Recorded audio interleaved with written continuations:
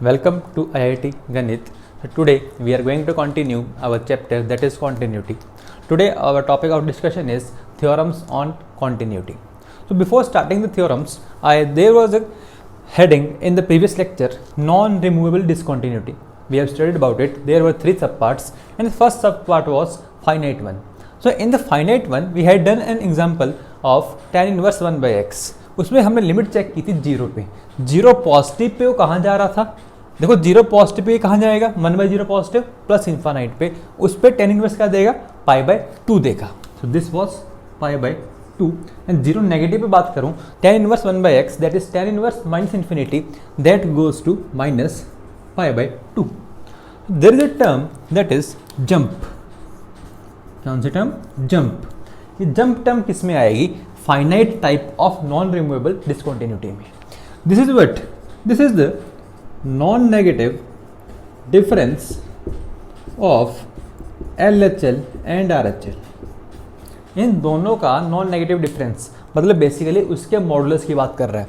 मतलब अगर मैं इन दोनों का डिफरेंस लूँगा तो pi by 2 minus pi by 2 will be equal to pi. So pi is the jump of this function tan inverse 1 by x. Clear है?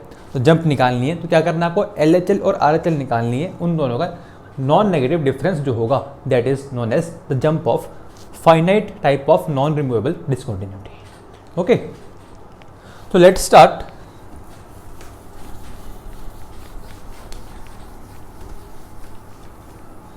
So note it down carefully. Let us start our today's topic, that is theorems on continuity. So first theorem is that sum, difference, product and quotient of two continuous functions is always a continuous function. मतलब अगर दो functions continuous हैं तो उनका sum, product, difference, division, question that is question वो क्या रहे होंगे? कॉन्टिन्यूस रहे होंगे. You can easily prove it. However, if hx equals to fx upon gx is continuous at x equals to a, तो देखो इसमें डिनोमिनेटर में gx है तो x इक्वल टू a पे जो g है वो जीरो नहीं होना चाहिए. बस ये एक कंडीशन है किसके लिए? क्वेश्चन वाले के लिए. क्लियर है? ठीक है. नेक्स्ट बात करते हैं थ्योरम 2 की. कह रहा है if fx is continuous and gx is discontinuous. fx continuous है, gx डिसकॉन्टिन्यूस है, तो कह रहा है x इक्वल टू ए पे then fx plus minus gx must be discontinuous. वो तो पक्का ही क्या होंगे? डिसकॉन्टिन्यूस होंगे. कौन से? fx प्लस माइनस gx वाले. नेक्स्ट बात करूं, but nothing can be said about the product function. हम प्रोडक्ट फंक्शन के बारे में कुछ नहीं कह सकते. ठीक है? अगर आपको इसका प्रूफ चाहिए, प्रूफ भी कर सकते हैं आराम से. मान लो एक फंक्शन है हमारा f और एक फंक्शन है हमारा g. ठीक है? अगर ये कॉन्टिन्यूस है तो इसकी लेफ्ट हैंड लिमिट L1, इसकी राइट हैंड लिमिट R1 और फंक्शन की वैल्यू उस पॉइंट पे क्या रही होगी? इक्वल रही होगी. So L1 will be equal to R1 will be equal to f of A. इसकी बात करूँ, मान लो इसकी लिमिट L1 कैपिटल आती है, इसकी कैपिटल R1 आती है और फंक्शन की वैल्यू g ऑफ a आती है. तो अगर ये कॉन्टिन्यूस है तो L1 is equals to R1 equals to g of a. अब आप अगर f ऑफ x को प्लस करोगे g ऑफ x में, इसको लेट अस सपोज एक नया फंक्शन है hx, तो इसकी जो लेफ्ट हैंड लिमिट निकालोगे आप that is left hand limit, you can say LHL. LHL कैसे आएगी इसकी? इसकी LHL प्लस इसकी LHL ऐसी आएगी. तो इसकी LHL कितनी है? L1 है. इसकी LHL कितनी है? Capital L1. सिमिलरली RHL निकाल लेंगे तो कितनी आएगी? R1 प्लस कैपिटल R1 और फंक्शन की वैल्यू निकाल लेंगे वो कितनी आएगी? f of a plus g of a. अब एक बात बताओ, क्या तीनों इक्वल नहीं है? इक्वल है. क्यों? L1 की वैल्यू, R1 की वैल्यू और f ऑफ a की वैल्यू इक्वल है. L1 की वैल्यू, R1 की वैल्यू, g ऑफ a की वैल्यू इक्वल है. तो उनको ऐड कर दोगे तब भी तो क्या रहे होंगे? ये इक्वल रहे होंगे. अगर इक्वल है देयरफॉर ये क्या है? कॉन्टिन्यूस है. Similarly you can prove for difference also, product also and quotient also. But हाँ, पॉइंट सेकंड के लिए मान लो अगर ये कॉन्टिन्यूस नहीं है gx, मतलब L1 R1 में से कोई ना कोई एक तो अनइक्वल रहा होगा. लेट अस से इसके इक्वल नहीं है मान लेते हैं क्योंकि क्या है? वो डिसकॉन्टिन्यूस है. कौन? gx. ठीक है? तो अगर यहाँ पे इक्वल नहीं है तो यहाँ भी इक्वलिटी नहीं आएगी, यहाँ इक्वलिटी नहीं आएगी. प्लस माइनस में बता रहा हूँ बस, प्लस माइनस में कभी इक्वलिटी नहीं आएगी. ये तो यहाँ पे दिख ही रहा है, प्रूव्ड है. ठीक है। तो इसलिए जो f of x plus minus g x होते हैं, ये वाले फंक्शन होते हैं, ये क्या होते हैं, डिसकॉन्टिन्यूस होते ही होते हैं। But nothing definite can be said about product function. ऐसा क्यों? Let us see, write it down, pause the video.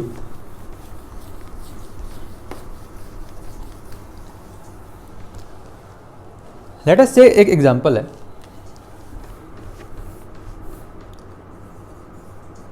Example कह रहा है अगर एफ एक्स की वैल्यू एक्स क्यूब है और जी एक्स की value let us say signum x है, ठीक है। हम बात कर रहे हैं जीरो पे, तो जीरो पे at x equal to zero f x तो क्या है, कॉन्टीन्यूस है, एफ एक्स इज कॉन्टीन्यूस। क्यों? एल एच एल और आर एच एल दोनों कहाँ जाएंगी, जीरो जाएंगी, दोनों इक्वल है और जीरो पे वैल्यू भी जीरो है, तो फंक्शन कॉन्टीन्यूस है। बट अगर बात करें जी एक्स की, क्या इसकी एल एच एल और आर एच एल इक्वल है? नहीं है। जीरो पॉजिटिव पे 1 देगा, जीरो नेगेटिव पे -1 देगा और जीरो पे 0 देगा, कोई भी इक्वल नहीं है, तो ये पक्का क्या है, जी एक्स इज डिसकॉन्टिन्यूस। मतलब ये कौन से केस की बात कर रहे हैं हम, थ्योरम नंबर 2 के इस वाले केस की। जब एफ एक्स कॉन्टीन्यूस जी एक्स डिसकॉन्टिन्यूस, तो मैं बात करूंगा प्रोडक्ट फंक्शन की। अब मैं प्रोडक्ट फंक्शन लिख रहा हूँ, तो प्रोडक्ट फंक्शन क्या होगा देखना ध्यान से, h x equals to f x into g x, ठीक है।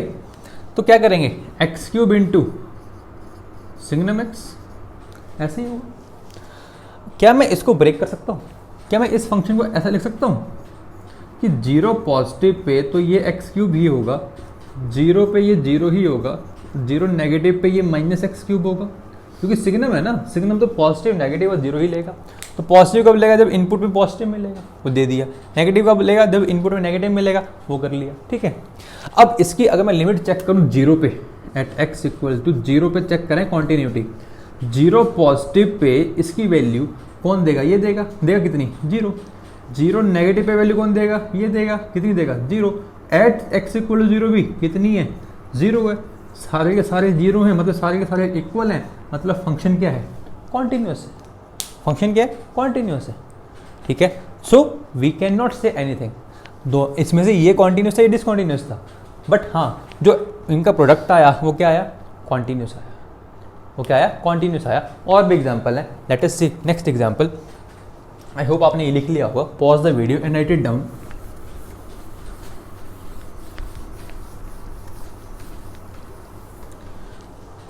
नेक्स्ट एग्जाम्पल है,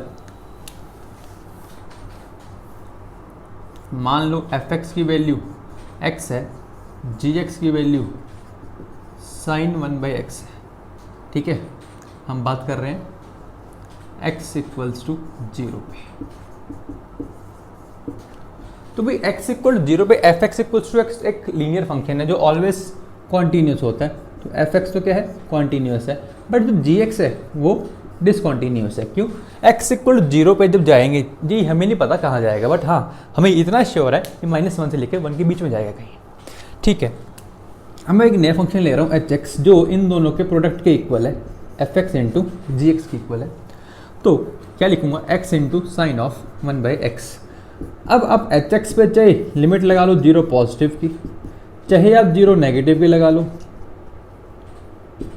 एच एक्स पे चेक करो, देखो ये तो पक्का -1 से बन रहा होगा, चाहे अंदर कुछ भी आए, बट ये तो जीरो पॉजिटिव पे जीरो ही जाएगा, जीरो नेगेटिव पे जीरो जाएगा, एक्स इक्वल 0 पे भी जीरो जाएगा, हाँ या ना। तो क्या दोनों इक्वल है, इक्वल टू फंक्शनल वैल्यू पे, दैट इज एच ऑफ 0 की इक्वल भी है, तो ये क्या है, कॉन्टिन्यूस, ठीक है, क्लियर है। चलो let us see one more example.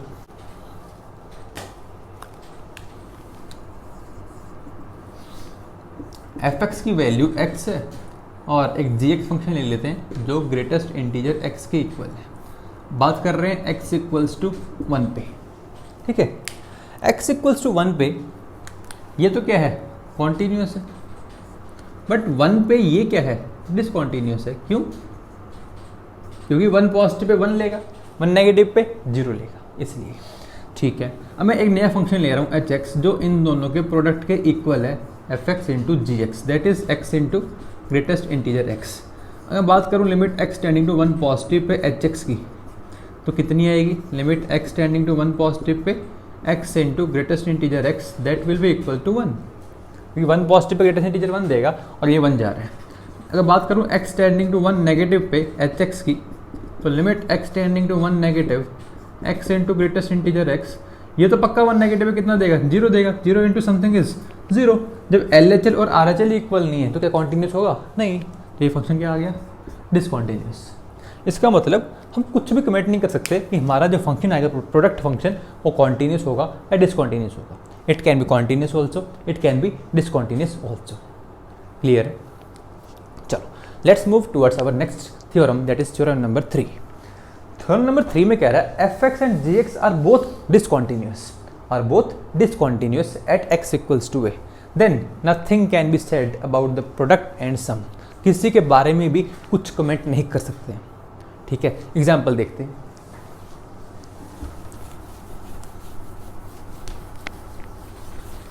तो लेकिन एग्जाम्पल है सिंपल सा, जो आपको पता भी होगा। मान लो एग्जाम्पल ले लेता हूँ मैं, fx की वैल्यू ले रहा हूँ फ्रैक्शनल पार्ट x और gx ले रहा हूँ ग्रेटेस्ट इंटीजर x।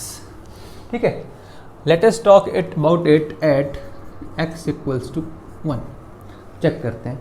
तो 1 पॉजिटिव पे 1 नेगेटिव पे क्या ये इक्वल होते हैं, नहीं होते, तो ये कंटिन्यूस नहीं है।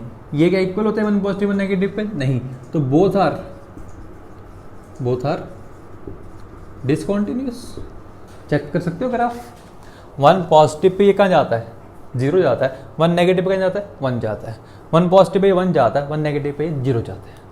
ठीक है, बट अगर बात करूँ एक नए फंक्शन की hx जो fx प्लस gx के इक्वल है, तो ये किसके इक्वल आएगा, greatest fractional part plus greatest integer. तो क्या ये x ही तो लिखा हुआ है, प्रॉपर्टी पढ़ी होगी आपने फंक्शन चैप्टर के अंदर। तो ये x आ चुका है और ये x एक लीनियर फंक्शन है जो ऑलवेज क्या होता है, कॉन्टिन्यूस होता है, ऑलवेज कॉन्टिन्यूस होता है। तो ये दोनों तो डिसकॉन्टिन्यूस थे, बट इनका सम क्या आया, कॉन्टिन्यूस आया। ठीक है, इसकी प्रोडक्ट की बात कर लेते हैं। मान लो एट x इक्वल टू 0, हम प्रोडक्ट चेक कर लेते हैं। f1 पे चेक कर लो, उसमें कोई दिक्कत नहीं है। तो hx की वैल्यू में ले रहा हूँ fx इंटू में gx, तो कितना आ जाएगा, fractional part x into greatest integer x। Limit x tending to 1 positive पे fractional part x into greatest integer x की वैल्यू 1 पॉजिटिव पे कहाँ जाएगा, 0, ये कहाँ जाएगा, 1, दोनों का प्रोडक्ट कितना आएगा, 0। बात कर लेते हैं x टेंडिंग टू 1 नेगेटिव पे, भाई 1 नेगेटिव पे ये तो 1 जाएगा, बट ये कहाँ जाएगा, 0 जाएगा, दोनों का प्रोडक्ट कितना आएगा, 0 आएगा। और x इक्वल टू 1 पे इसकी वैल्यू कितनी आएगी, 0 आएगी, क्योंकि कुछ उसके अंदर वो होगा ही नहीं, फ्रैक्शनल पार्ट ही नहीं होगा, क्योंकि प्योरली इंटीजर आ चुके हैं। मतलब इसकी फंक्शनल वैल्यू भी कितनी है, h ऑफ 1 0 है, तीनों 0 के इक्वल हैं, मतलब फंक्शन क्या आ गया, x कॉन्टिन्यूस। क्या आ गया, continuous. Okay, so nothing can be said about product और सम फंक्शन। इस केस में जब दोनों क्या होंगे, डिसकॉन्टिन्यूस होंगे। ओके, तो right it down carefully. Next point जो है वो ये है कि जो लॉगरिदमिक फंक्शन होते हैं, एक्सपोनेंशियल फंक्शन होते हैं, इनवर्स ट्रिग्नोमेट्रिकल फंक्शन होते हैं, सिग्नम फंक्शन होते हैं, ये सारे अपनी डोमेन में क्या होते हैं, always continuous, they are continuous in their domain. तो right down a point that logarithmic functions, exponential functions, inverse trigonometrical functions and modulus functions are continuous in their domains. Okay, so let us move towards next theorem. Next theorem is intermediate value theorem. ये क्या कहती है, if fx is continuous in closed interval a to b and f of a is not equals to f of b, then for any value k belonging to f of a to f of b, there is at least one number c in open interval a to b for which f of c equals to k. That is, equation fx equals to k has at least one solution.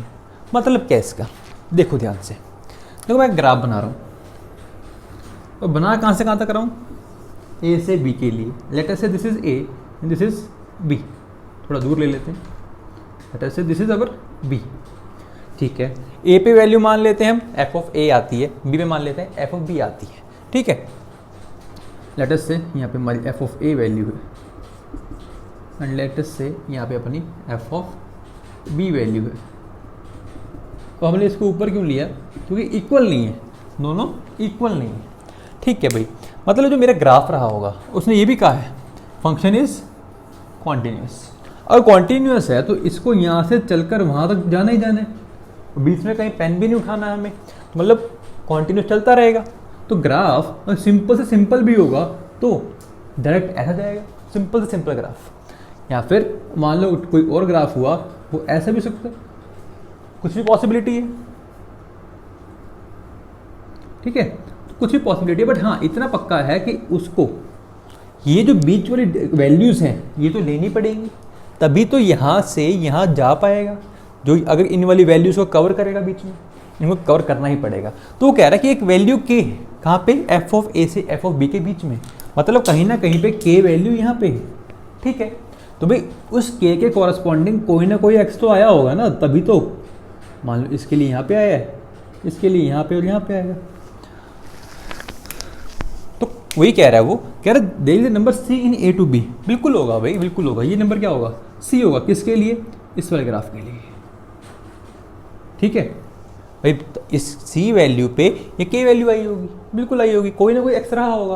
बस वही कह रहा है there is at least one number c in a to b for which f of c equals to k. बिल्कुल सही बात है, कुछ जनरल बात है। मतलब क्या इसका? F of x equals to k has at least one solution. मतलब अगर एफ एक्स की बात, एफ एक्स अगर आप ड्रॉ कर लो आप और एक के लाइन ड्रॉ कर लो पैरेलल टू एक्स एक्सिस, तो उन दोनों के कम से कम एक इंटरसेक्शन पॉइंट आएगा ही आएगा। जैसे यहाँ पे इसके केस में एक आ रहा है। अगर बात करूँ इस वाले केस के अंदर, इस वाले केस में दो आ रहे हैं, तो बिल्कुल पॉसिबल है, दो भी पॉसिबल है। ओके, मतलब इसीलिए कहा गया एटलीस्ट वन सोल्यूशन पॉसिबल है। ठीक है, नेक्स्ट बात करते हैं बी पॉइंट। कह रहा है if f of a and f of b are of opposite sides and f is continuous in closed interval a to b, then the equation fx equal to 0 must have at least one root in a to b। अब इसका मतलब क्या है? मान लो एक graph बना रहा हूँ फिर से। ठीक है, f of a और f of b क्या है? ऑपोजिट साइंस की है। मान लो यहाँ पे a पॉइंट है, यहाँ अपना x की वैल्यू b है। भाई a पे वैल्यू मान लेता हूँ मैं नेगेटिव आती है, लेट अस से यहाँ पे नेगेटिव आती है, तो f of a को मैंने क्या मान लिया? नेगेटिव। बी पे वैल्यू मान लेता हूँ मैं, यहाँ पे आती है दैट इज पॉजिटिव वैल्यू, कुछ भी ले ली, f of B that is positive. अब एक बात बताओ, ये फंक्शन हमारा कॉन्टिन्यूस भी है और इसको यहाँ से यहाँ जाना भी है, तो क्या ये एक्स एक्सिस को कट करके नहीं जाएगा? कट करना पड़ेगा, तभी तो यहाँ से यहाँ तक पहुँच पाएगा। तो मैं क्या इस ग्राफ को कुछ ऐसा बना लो या कुछ भी घुमा के बनाओ, कुछ भी बनाओ, इसको इस एक्सिस को तो क्रॉस करना ही पड़ेगा, कट करना ही पड़ेगा। अब कट करना पड़ेगा तो must have at least one root तो होगा ही होगा। अगर सीधा चला जाएगा तो एक रूट, मान लो 2-3 बार घूम के गया, जैसे ऐसे घूम के गया, तो एक से ज़्यादा रूट्स पे सकते हैं। क्लियर है? बट हाँ, यहाँ पे इंपॉर्टेंट कंडीशन क्या है कि फंक्शन क्या होना चाहिए? कॉन्टीन्यूस होना चाहिए। नहीं, ऐसा नहीं है कि कॉन्टीन्यूस ना हो। क्यों? मान लो एक मैं ग्राफ दिखाता हूँ आपको।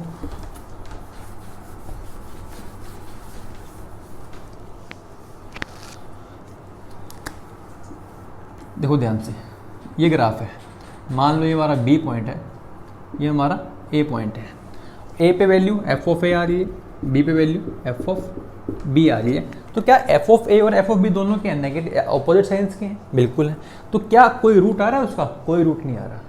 क्यों? क्योंकि हमें कंडीशन दी गई थी कि एफ फंक्शन क्या है? कॉन्टीन्यूस है। तो वहाँ पे कॉन्टीन्यूस नहीं है, ब्रेक हो रहा है यहाँ से, इसलिए ये ध्यान रखना, कॉन्टीन्यूटी की कंडीशन इंपॉर्टेंट है इसके अंदर। क्लियर है? And in converse of this theorem is also not true. Right it down in the last, converse of this theorem is not true. Okay, question करते हैं। क्वेश्चन कैसा आता है वो देखो।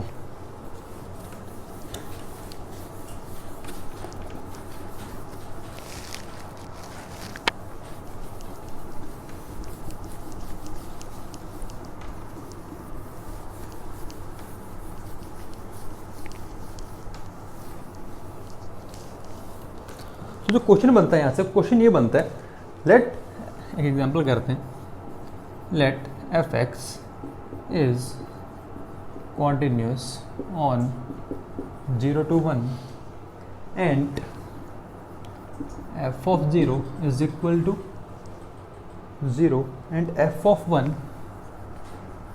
is equal to 0, then prove that f of c equals to 1 minus 2c square for some x belonging to 0 to 1, for some x belonging to 0 to 1। कह रहा है ये प्रूव करो कि इसकी वैल्यू इसके इक्वल होगी कहीं ना कहीं इसमें। ठीक है भाई, तो क्या करें भाई, इसमें मैं इसको क्या कर रहा हूँ देखना ध्यान से, एक नया फंक्शन मान रहा हूँ जी ऑफ एक्स, किसके इक्वल मान रहा हूँ, F x minus 1 plus 2c square, एक नया फंक्शन मान लिया जो इसके इक्वल है। ऐसा क्यों माना, एक्स स्क्वेयर लिखते हैं, एक्स स्क्वेयर। ठीक है, इसको मैं एक साइड ले आया और इक्वल टू में 0 रख लिया, तो मैंने उसको एक नया फंक्शन मान लिया।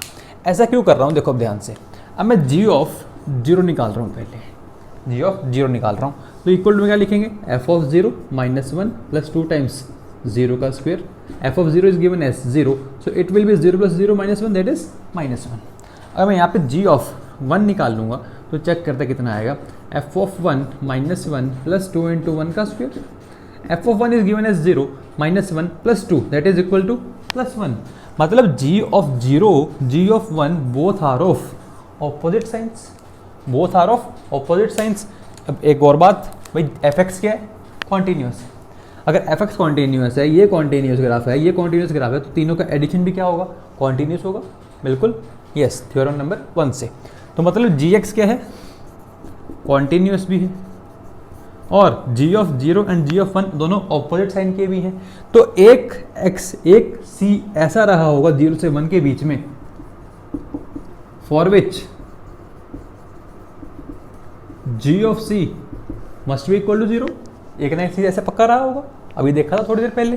तो क्या मैं कह दूं g of c equals to 0, मतलब f of c minus 1 plus 2c square equal to 0। क्या यही आ गया, f of c equals to 1 minus 2c square. So this is how this theorem is used, that is intermediate value theorem. Clear है? Let's move towards next theorem. Next is extreme value theorem. Extreme value theorem क्या कहती है, सुनना ध्यान से। तो कोई सामने डेफिनेशन लिखी हुई है बहुत बड़ी, या तो उसको पढ़ लो या फिर मेरी बात सुन लो। तो कोई ग्राफ बना दिया मैंने। अब इस ग्राफ में एक बात तो क्या है, कॉन्टीन्यूस है, और मैंने इसको ए से लेके बी तक प्लॉट किया है। ठीक है, अब ग्राफ अगर बनाया है, कहीं ना कहीं बहुत छोटी value that is minimum value लेगा। यहाँ पे पॉइंट ये कौन सा है, मिनिमम वाला। ये पॉइंट कौन सा है, मिनिमम वाला। ये पॉइंट कौन सा है, मैक्सिमम वाला। भाई कोई ग्राफ बनेगा तो उसकी कोई ना कोई मिनिमम वैल्यू भी आएगी, कोई ना कोई उसकी मैक्सिमम वैल्यू भी आएगी। अब एक बात बताओ, मिनिमम वैल्यू का मतलब क्या होता है कि जितने एक्स हैं इसके अंदर, उस सब पे जो वैल्यू आएगी फंक्शन की वो मिनिमम से बड़ी आएगी या मिनिमम के इक्वल आएगी, यही मतलब है। ऐसे ही जो मैक्सिमम वैल्यू होती है उससे सब छोटी रहेंगी, मतलब इसके अंदर सारे वैल्यूज़ के लिए, हर वैल्यू के लिए जो फंक्शन की वैल्यू होगी वो हमेशा छोटी रहेगी या बराबर हो जाएगी। अगर हम इसी पॉइंट पे आ जाएंगे, वही लिखा हुआ है इसके अंदर, if f x continuous in on o to a to b then f takes on at least value of m and a greatest value of capital M in this interval, that is if f is continuous in closed interval a to b, then there exists some c belonging to a to b such that f of c is greater than equals to f of x for all x belonging to a to b। एक ना एक c ऐसा है जिसके लिए जो function की value है वो फंक्शन से हमेशा बड़ी है या उसके बराबर है। बिल्कुल है भाई, क्योंकि वो फंक्शन की वैल्यू कौन सी है, सबसे छोटी वैल्यू की बात कर रहा है वो, नहीं सबसे बड़ी वैल्यू की बात कर रहा है। ठीक है, ऐसी बात करें कि कोई ना कोई d ऐसा रहा होगा a से b में जिसमें f ऑफ d की वैल्यू जो हमेशा f x से छोटी रही होगी, वो कौन सा होगा, मिनिमम वाला। तो कोई एक खास बात नहीं है, बट हाँ पता होना चाहिए, this is extreme value theorem. एक और एग्जांपल है इसी का, मान लो मैंने ग्राफ बना दिया ऐसा, यहाँ पे इसकी मिनिमम वैल्यू है, यहाँ पे इसकी मैक्सिमम वैल्यू है। तो भाई इससे जितने पॉइंट्स है बाकी सब वो सब इससे ऊपर है, मतलब f ऑफ c हमेशा f x से बड़ा है या इक्वल। ऐसे ये वाला पॉइंट जो है बाकी सब पॉइंट उससे नीचे हैं, तो बाकी सब के लिए नीचे वाला f ऑफ d less than equal to हमेशा f of x। Less than equal to क्यों, इसके इक्वल भी आ सकता है, तो डी होगा कोई ना कोई, बिल्कुल होगा। ठीक है, तो this is what extreme value theorem is. But हाँ, necessary condition for extreme value theorem is again continuity. Function क्या होना चाहिए, कॉन्टिन्यूस होना चाहिए, ये चीज़ ध्यान रखना। Okay, there are some note points which you have to note it down. So first is कह रहा if function is continuous on a close interval a to b then it is bounded and converse is not true. अभी हमने थोड़ी देर पहले देखा था एक function था जो बाउंडेड था बट वो कॉन्टिन्यूस नहीं था। कोई भी फंक्शन हो सकता है ऐसा, लेट अस से मैं ग्राफ बना दूं, ये बना लेते हैं, ठीक है, और इसको मैं थोड़ा आगे यहाँ पे ब्रेक करके यहाँ से ये बना देता हूँ। ये ग्राफ है, इसकी वैल्यू यहाँ से लेकर यहाँ तक जा रही है, बाउंडेड है, इसी इंटरवल के बीच में है, बट क्या ये कॉन्टिन्यूस है, नहीं है, ये लिखा हुआ है। देन ये लिखा हुआ कन्वर्स इज नॉट ट्रू। किसका कन्वर्स, कि अगर फंक्शन कॉन्टिन्यूस है close interval a to b पे, a to b पूरा कॉन्टिन्यूस है, तभी कह सकते हैं वो बाउंडेड है। भाई मान लो मेरा ये a है, ये b है, यहाँ से यहाँ तक पूरा कॉन्टिन्यूस है, तो मतलब वो हमेशा क्या रहा होगा, बाउंडेड रहा होगा। कहीं ना कहीं उसकी मैक्सिमम वैल्यू आई होगी और कहीं ना कहीं उसकी मिनिमम वैल्यू आई होगी। ठीक है, बट ऐसा उल्टा नहीं कह सकते कि अगर बाउंडेड है तो वो कॉन्टिन्यूस रहा ही होगा। ठीक है, okay. Next point is every bounded function need not be continuous. Same point कि सारे बाउंडेड फंक्शंस कॉन्टिन्यूस हों ऐसा नहीं कह सकते। A continuous function whose domain is some closed interval must have its range also in closed interval। भाई जो function continuous है, जिसकी डोमेन एक फिक्स्ड इंटरवल है, जैसे कि यहाँ बात कर रहे हैं, तो उसकी जो रेंज आएगी वो भी किसी न किसी एक फिक्स्ड इंटरवल के बीच में ही आने वाली है। ठीक है, this is the point. Next is if f is continuous and bijective that is inverse exist on a to b then f inverse जो होगा वो भी continuous होगा। Okay, polynomial of odd degree has at least one real root. क्यों भी, odd degree का polynomial है, तो अगर ऑड डिग्री है तो अगर उसका लीडिंग कोएफिशिएंट पॉजिटिव है तो वो प्लस इन्फिनिट पे प्लस इन्फिनिट जाएगा और माइनस इन्फिनिट पे माइनस इन्फिनिट जाएगा। तो उसको नेगेटिव से पॉजिटिव जाने के लिए कहीं ना कहीं एक्स एक्सिस को कट करना ही पड़ेगा। भाई ऑड डिग्री का मतलब क्या होता है, सबसे हाईएस्ट पावर मान लो क्यूबिक है तो एक्स की पावर 3 रही होगी, एक्स क्यूब की वैल्यू प्लस इन्फिनिट पे प्लस इन्फिनिट जाएगी, माइनस इन्फिनिट पे माइनस इन्फिनिट जाएगी। तो ग्राफ को ऐसा जाने के लिए कहीं ना कहीं एक्स एक्सिस को कट करना ही पड़ेगा, तो कम से कम एक रूट तो उसका होना ही पड़ेगा। नेक्स्ट पॉइंट इज कह रहे इवन डिग्री का पॉलिनोमियल है, polynomial of even degree whose leading coefficient and constant term are of opposite signs has at least 2 real roots of opposite signs. कह रहा है अगर उसके लीडिंग कोएफिशिएंट, मान लो एक मैं एग्जांपल ले लेता हूँ, लेट अस से 4x की power 4 plus 3x minus 5। Late us से एग्जांपल है, एक पॉलिनोमियल है, ऑड डिग्री का है, बिल्कुल है, और इसकी लीडिंग कोएफिशिएंट कितना है, 4 है, और जो इसका कांस्टेंट टर्म है वो -5 है, ऑपोजिट साइंस के, बिल्कुल है। अब एक बात बताओ, x इक्वल टू 0 पुट करूँगा तो वैल्यू क्या देगा, -5, तो कहीं ना कहीं नीचे आएगी वैल्यू, कहीं ना कहीं नीचे आएगी। अब पावर ऑड पावर इवन है तो नेगेटिव इन्फिनिट पे भी प्लस पे क्या होगा, पॉजिटिव इन्फिनिट पे भी प्लस पे क्या होगा, मतलब कहीं ना कहीं ऊपर से आया होगा और कहीं ना कहीं ऊपर ही जा रहा होगा, कुछ ना कुछ शेप ऐसी ही आएगी। मतलब अगर ऐसी आएगी तो एक बार इसको यहाँ कट करेगा, एक बार इसको यहाँ कट करेगा ही करेगा। अगर ये रूट चेक करें तो ये नेगेटिव रूट है, ये पॉजिटिव रूट है, तो ये लिखा हुआ है that it has at least 2 real roots of opposite science.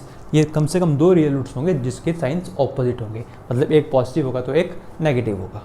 Okay, now let us move towards our next main topic that is single point continuity. Start single point continuity.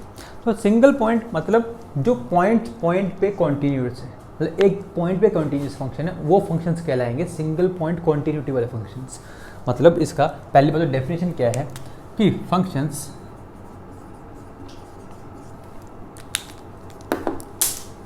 which are continuous at some particular points and defined everywhere। जो define तो हर जगह है but वो किसी particular point पे या points पे क्या है, कॉन्टिन्यूस है। जिसमें एग्जांपल की बात करूं, एक fx की वैल्यू दे रखी है, लेट अस से x और 0। x कब है, जब x belongs to rational number, जब x does not belong to rational number वो क्या है, 0 है। अब एक बात बताओ, नंबर लाइन के ऊपर जितने रैशनल नंबर्स हैं उसके बिल्कुल आसपास, in the vicinity of that there are many irrational numbers. अब 9th 10th क्लास में पढ़ा होगा, मान लो 1 नंबर है, 1 तो 1.0010010 and so on, this is एक इरेशनल नंबर बिल्कुल पास में किसके 1 के। मतलब हर रैशनल नंबर के आसपास बहुत सारे इरेशनल नंबर्स अकर करते हैं। तो वो कॉन्टिन्यूस उस पॉइंट पे कब होगा, जब उस पॉइंट पे वैल्यू वो इरेशनल नंबर वाले व इरेशनल नंबर वाले के दोनों क्या होंगी, इक्वल होंगी। अगर रैशनल वाली और इरेशनल वाली दोनों इक्वल होंगी तभी तो फंक्शन क्या होगा, कॉन्टिन्यूस होगा। ठीक है, इसलिए जब भी ऐसा क्वेश्चन आ जाए आपको क्या करना है, just equate both of these, so x equal to 0, this is our answer. Let us take one more example. कोई कह दे f(x) की वैल्यू x है और ये 1 माइनस x है। ठीक है, कि जब x इंटीजर के बिलोंग, जब x रैशनल नंबर को बिलोंग करेगा तो 1 माइनस x देगा, और जब रैशनल नहीं होगा तो x देगा। अब कुछ नहीं करना, x और 1 माइनस x को इक्वेट कर दो, so 2x equals to 1, x equals to half. एक ही पॉइंट है जहाँ पे कॉन्टिन्यूस है। ठीक है, एक और एग्जांपल ले लेते हैं,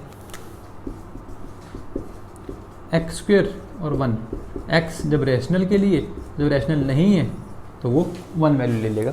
तो x square equals to 1, x equals to plus minus 1। तो ये दो ही पॉइंट्स ऐसे हैं जहाँ पे यह फंक्शन कॉन्टिन्यूस है। ठीक है, it's okay. So this is all about this lecture. In the next lecture we are going to study about the continuity of composite functions. Okay, till then keep studying. Thank you.